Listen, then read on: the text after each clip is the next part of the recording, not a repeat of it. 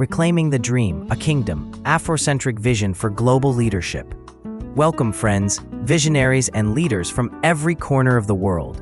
I'm Aaron Montag, and today, I want to have a deep, honest, and empowering conversation with you.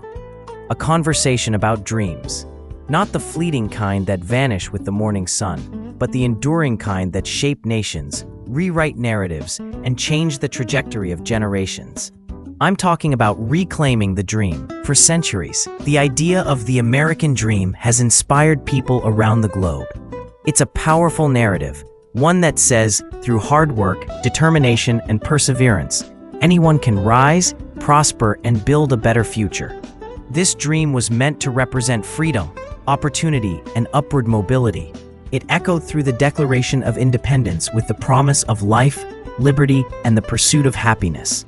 It gave hope to immigrants who crossed oceans, to entrepreneurs who built from nothing, and to families who wanted something better for their children. But let's be honest, for millions, that dream was deferred. For others, it was systematically denied. And for communities around the world, the dream has often been exported in a way that didn't fit their history, their culture, or their divine calling. The time has come to reclaim that dream, reinterpret it, and reshape it through lenses that bring clarity, justice, and shared flourishing. I want to look at this dream through two powerful lenses, the biblical lens and the Afrocentric lens. When we combine these two perspectives, we discover a vision that's not only relevant for America, but for leaders and communities across the world. The biblical lens, alignment over ambition. The biblical lens begins with a truth that cuts through the noise. Unless the Lord builds the house, they labor in vain who build it.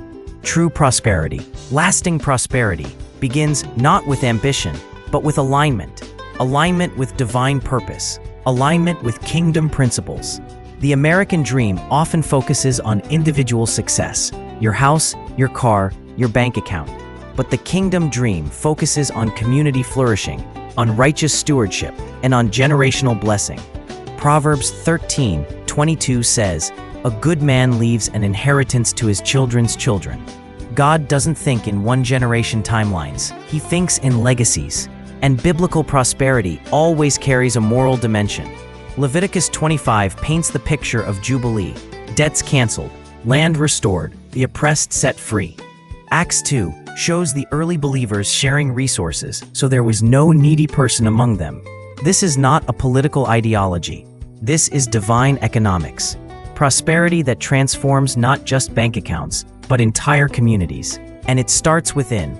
As 3 John 1:2 says, "Beloved, I pray that you may prosper in all things and be in health, just as your soul prospers." You can't build a lasting dream with a fragmented soul. Prosperity begins with spiritual clarity. The Afrocentric lens, reclaiming identity and power. For the African diaspora, the dream has always been complicated. Our ancestors encountered it through chains, segregation, exclusion, and systemic injustice. But long before those experiences, there was another dream, an African vision rooted in Ubuntu. I am because we are, and since we are, therefore I am. Afrocentric thought emphasizes collective uplift, not just individual ascent. It's not about assimilating into someone else's narrative.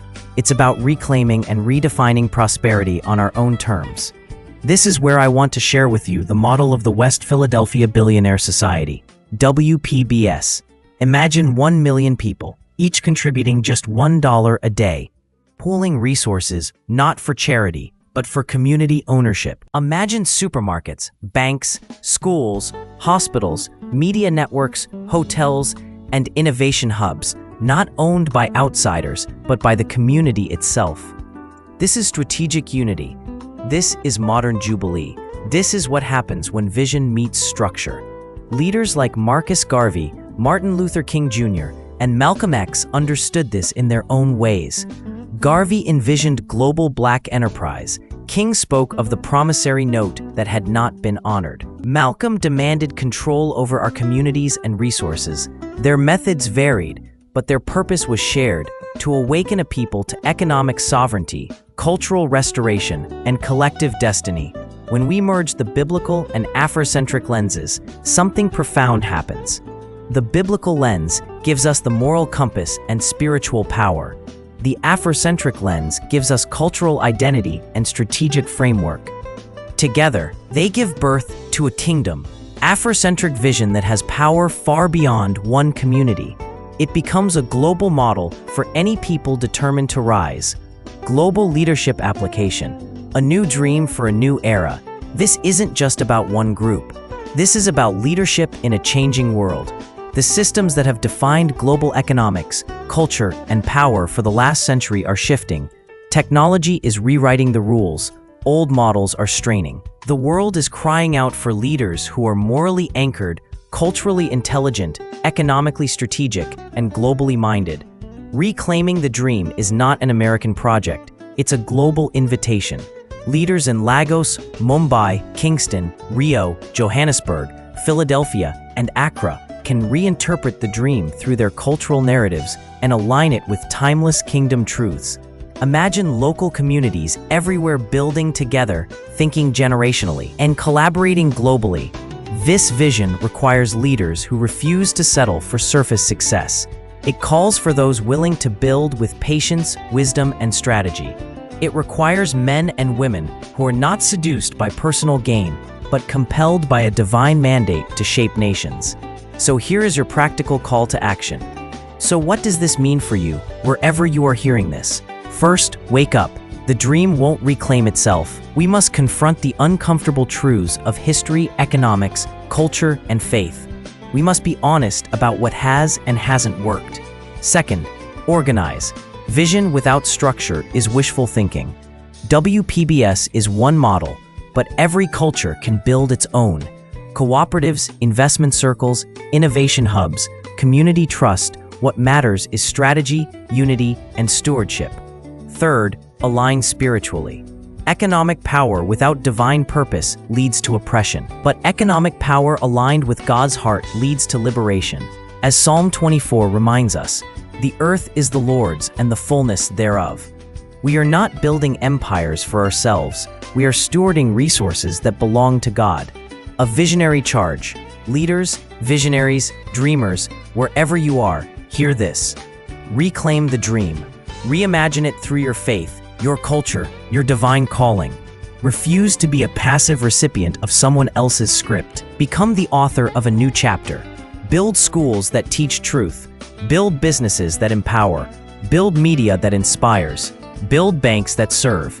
Build legacies your children's children will rise up and call blessed.